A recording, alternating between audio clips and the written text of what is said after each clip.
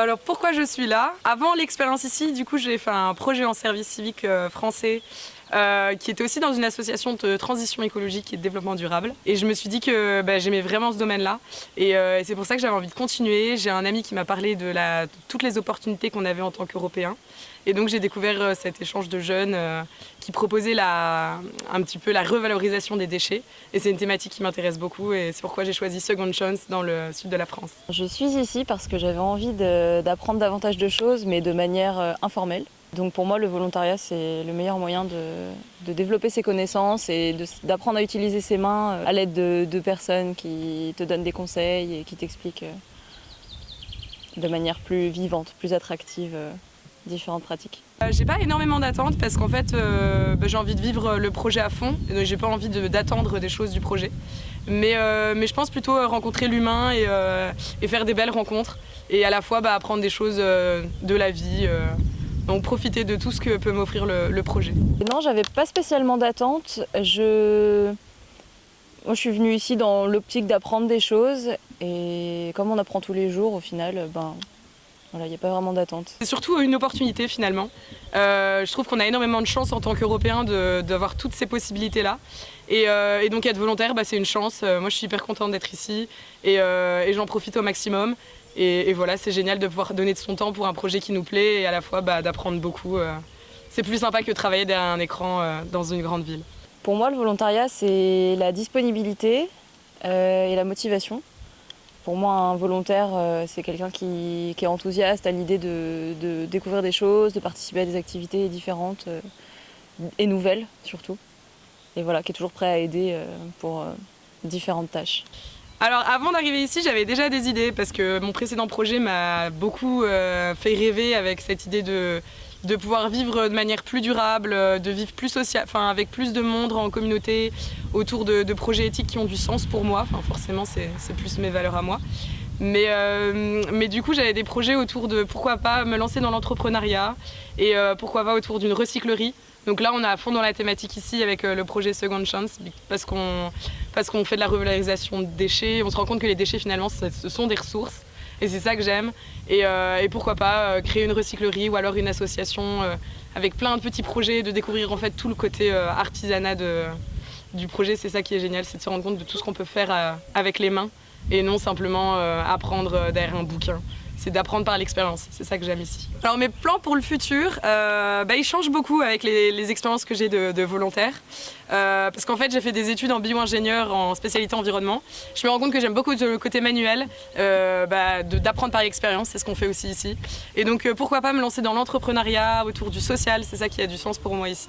Ici aussi on découvre tout ce côté-là, de l'artisanat, de l'expérience, de la pratique. Et j'adore le côté de revaloriser les déchets. Donc pourquoi pas monter une recyclerie ou simplement comme un éco-village avec plein de projets autour de l'artisanat, de l'agriculture agroécologique, de pouvoir faire de ses mains. C'est ça que j'aime et donc pourquoi pas en faire, pour mon futur, en faire un projet. Dans le futur, j'aimerais continuer les volontariats comme ça. Donc ouais, en fait, c'est dans la continuité. Mais sûrement à l'étranger. C'est toujours lié à l'environnement, lié à l'éco-construction, voilà, des choses comme ça. Pourquoi pas organiser des workshops à propos des plantes comestibles, par exemple. Donc voilà, peut-être que je vais développer ça dans des prochains volontariats à l'étranger ou en France, on verra. Du coup, ce projet m'a appris énormément de choses aussi personnellement. Le fait de vivre en communauté, c'est toute une chose aussi, de s'adapter, d'être résilient. Et j'ai aussi énormément appris avec tout le côté du fait qu'on peut faire de nos mains et qu'on peut apprendre par l'expérience. Ici, on apprend énormément avec tout ce qui est jardin. On n'a pas beaucoup de connaissances, mais c'est en testant qu'on apprend. C'est pareil avec le bricolage. Et c'est ça que j'aime, c'est me rendre compte qu'on peut apprendre en faisant des erreurs. Et c'est comme ça qu'on découvre comment tout fonctionne, comme pour la ferme des champignons. On a appris beaucoup de choses ici, donc c'est difficile de choisir la plus importante pour moi. Les plus intéressantes, je pense que c'était tout ce qui était manuel, autour du verre, autour de la réutilisation des déchets aussi. C'était le but du projet, donc c'est parfait. La communication, les liens de communauté, comment entretenir des liens de vie en communauté, comment entretenir des liens sociaux pour que ça se passe au mieux, quoi. J'ai quand même appris à parler anglais et pour moi ça c'est un très très gros changement. parce que j'ai énormément de mal avec le fait de parler une autre langue. Et ça m'a appris la persévérance, de me dire que j'en étais capable aussi, et c'est ça qui est chouette. Mes éco-gestes, ouais, j'ai envie de les conserver, j'ai envie de les approfondir aussi. C'est interminable, il y a toujours des choses qu'on peut faire par-ci par-là pour améliorer notre quotidien et avoir un mode de vie plus éco-responsable. Ouais, ça m'apporte encore plus de motivation pour faire d'autres volontariats, partir à l'étranger et agir en fait. Agir pour la planète, pour les humains, pour un monde meilleur. La meilleure expérience, en fait, il n'y en a pas, parce que ce que j'aime, c'est vivre au quotidien le projet. Donc j'ai pas un projet, une journée qui m'a plus plu qu'une autre. J'ai tout aimé, même si c'était une moins belle journée, il y avait plus de nuages, ou une journée très ensoleillée, ou une journée où on avait beaucoup d'activités, ou une journée où on a beaucoup parlé. Pour moi c'est pareil, tant que je partage et que je profite du projet, je suis heureuse. Et donc voilà, tout est bien, tout est sympa. Je pense que les moments en communauté sont les meilleurs. Les moments où on partage, on échange, que ce soit des conseils de pratique manuelle ou des conseils de cuisine ou de langue aussi. Apprendre une nouvelle langue, c'est super. Je pense que c'est les meilleurs moments. Comment je me sentais avant d'arriver dans ce projet? Je me sentais hyper confiante, je me sentais hyper libre. C'est pour ça que j'ai pu venir jusqu'ici, parce qu'il faut avoir confiance en quoi on croit. Et donc là, je croyais en le fait qu'on peut voyager, on peut profiter en étant jeune. On n'est pas obligé d'aller dans les études forcément, dans le travail. Et donc je suis hyper contente d'être venue ici. Et puis là, quel sentiment, je profite, donc je suis heureuse, donc tout va bien. Avant le début de ce projet, je me sentais super motivée à l'idée de venir ici et de découvrir un nouvel endroit qui défend des valeurs positives autour de l'environnement, des valeurs sociales, de partage, de communauté. Et du coup, là, pendant ce projet et après ce projet, je pense que je vais être encore plus motivée pour développer ces valeurs un peu partout. J'ai pas eu de moment très critique, mais j'ai eu un problème au dos à avoir retiré trop de clous et de vis en début de projet. C'est pas un problème parce que c'était quand même chouette. Mais du coup, j'ai eu un peu mal au dos et ça m'a un peu handicapée sur le début du projet. C'était pas un souci parce que j'ai trouvé d'autres activités à faire et tout le monde était hyper bienveillant avec moi. Et finalement, on se rend compte que c'est ridicule de s'arrêter à un petit problème comme ça. Autant continuer et profiter du projet.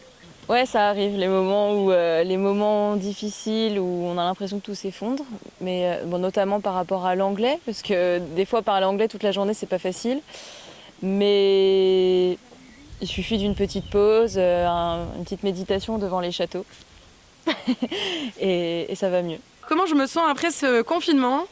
Personnellement, ce confinement ne m'a pas du tout posé de soucis, parce que c'est le moment où j'ai fini mes études et donc j'étais à fond dans mon mémoire de fin d'études. Et du coup, pour moi, c'était pas un moment difficile. Après le deuxième confinement, pareil, j'étais dans un chouette projet avec d'autres volontaires. Donc finalement, ça a peu impacté mes choix. Ça a vraiment pas impacté mes choix. Je me sens libre.